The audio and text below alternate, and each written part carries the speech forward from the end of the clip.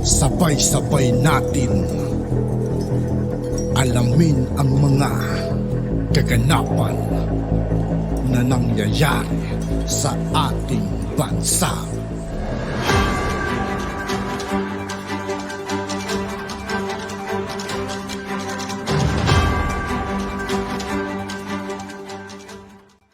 Yo, what's up mga kaibigan? This is TOO KAYE po again. Ngayon nandito ulit tayo sa channel ni Pinas News Insider. Dito ulit tayo magbibigay ng komento at reaksyon. Kaya samahan nyo. Guys, let's go! Ito ang balita ngayon. Viral ngayon sa mundo ng social media. Ang di umano'y balitang isang napakagandang balita.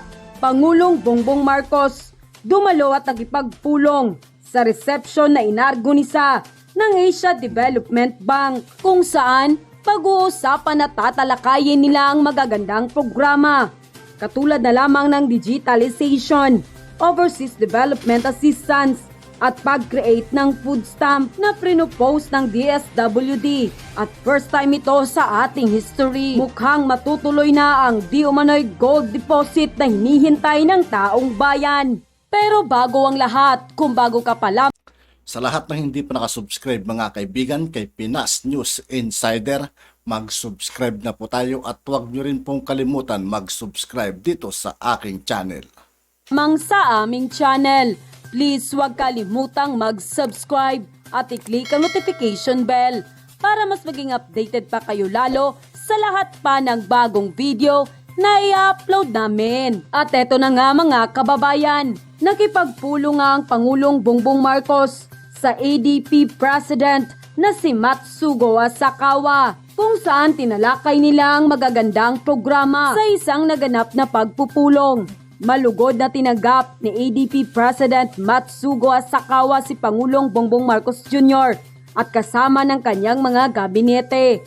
Bago pa ang pagtanggap ay kanilang tinalakay ang mga magagandang programa na nangangailangan ng malaking pondo, ang digitalization, climate change at overseas development assistance at ang pag-create ng food stamp na pinopose ng DSWD para sa ating mga mahihirap na kababayan. At mula nang sumali ang Pilipinas sa ADP taong 1966 ay naging isa na ang Pilipinas sa pinakamalaking tumatanggap ng tulong ng Asia Development Bank na nakatanggap ng higit sa 20 billion US dollar sa mga pautang, gawad at technical na tulong mula sa bangko. Ang tulong ng ADB sa Pilipinas ay sumusuporta sa malawakan na hanay ng mga hakbangin sa pag-unlad, kabilang ng pagpapaunlad ng ating infrastruktura, pagbabawas ng kahirapan, edukasyon at kalusugan, at pamamahala sa panganib ng kalamidad.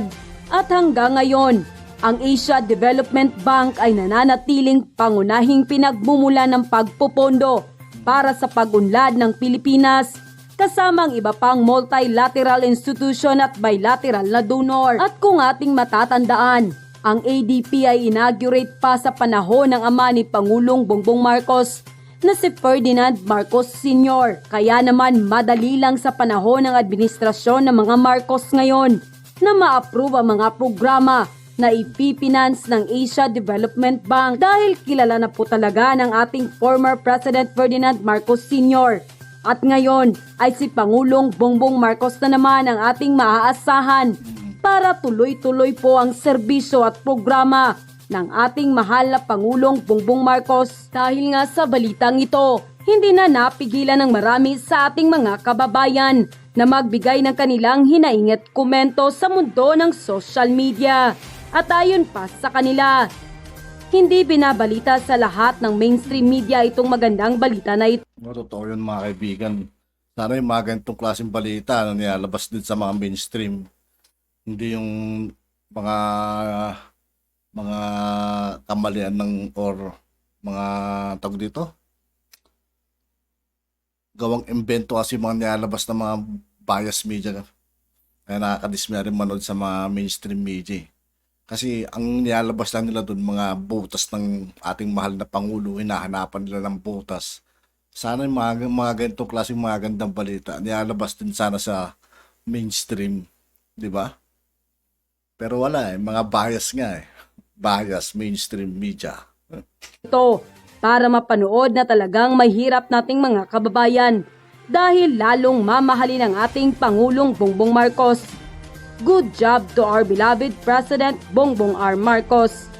Ayos, tuloy-tuloy na talaga ang pagyabong ng ating mamamayang Pilipino. Mabuhay ka po, Pangulong Bongbong Marcos. Hindi talaga nagkamali ang taong bayan sa pagpili sa'yo. Naway samahan ka ng poong may kapal. For sure, yung mga anti-Marcos, may masasabi na naman na tatamad-tamad at hindi ito trabaho para sa kanila. Ang mga inggit-pikit, let the ampalayas be better for life. Yabang tayo, mas nagiging positibo ang pananaw sa future kasi nakikita natin ang pagbabago na magaganap sa bansa. Let's continue to pray for our President and co. Thank you, Finance Secretary Ben Jokno, and all cabinet members who are here present. President Tasakawa, you know, this is the most that we have. We don't have cabinet meetings with the entire cabinet, but we could have it today because the entire cabinet has shown up, which just goes to show the importance and the priority that we put to the partnership between ADB and the government. And of course, President Tasakawa and the officials of the Asian Development Bank, my fellow workers in government, and our all-important partners in the private sector. And distinguished guests, ladies and gentlemen, good morning to you all. I thank the Asian Development Bank and its leadership for this gesture that which I wholeheartedly accept in behalf of the Filipino people.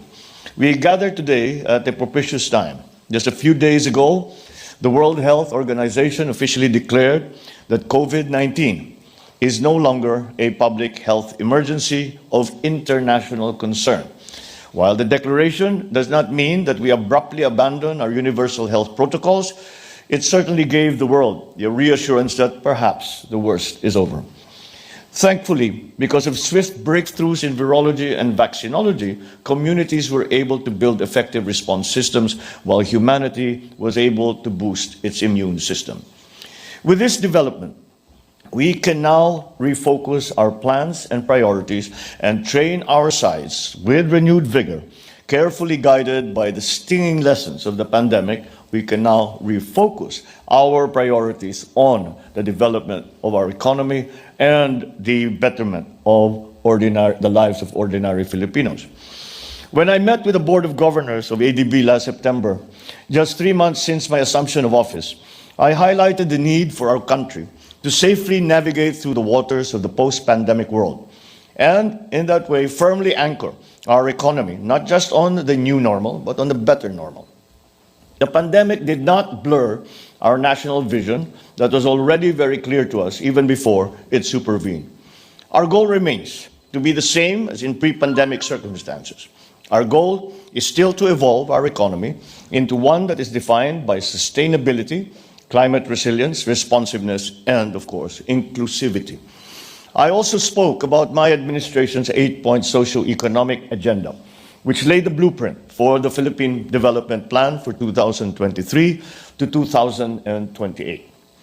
Built on a transformative agenda to lift off from the economic setbacks of the pandemic, the plan aims to achieve economic prosperity, inclusivity, and resilience through the two-pronged approach, developing and protecting the capabilities of individuals and of families, and transforming production sectors to generate more quality jobs and competitive products.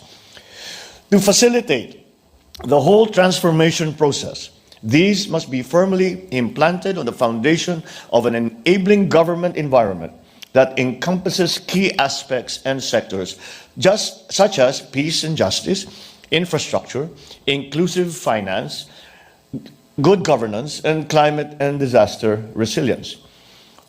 We say all hands on deck in order to make the plan work. Whole of government and whole of society approaches, public-private partnerships, international collaborations shall be adopted as necessary. We will engage our tried and tested and dependable partners and allies to help us out in this can only be described as a monumental exercise. magnificently perched on its permanent site here on our home soil, the ADB has always been a steadfast ally for nearly 6 decades now, ever reliable and unparalleled in its developmental assistance programs that have spanned across many, many political cycles. In my 9-month tenure thus far, there are already 3 strategic programs that have been signed with ADB, and there are many more in the pipeline. All these calculated to strongly backstop our pursuit of high-priority developmental goals. Moreover, as we were informed, we await the release of the country partnership strategy for 2024 to 2029, which shall clearly spell out the ADB's recommended medium-term development agenda for the Philippines. Guided by the theme of investing in climate, Filipinos, and the future, it appears to tie in quite nicely with the Philippine Development Plan. We note the theme's strong emphasis on climate and its intimate relation to the people and to our future. According to the 2022 World Bank report, climate change will continue to pose a threat to the Philippines.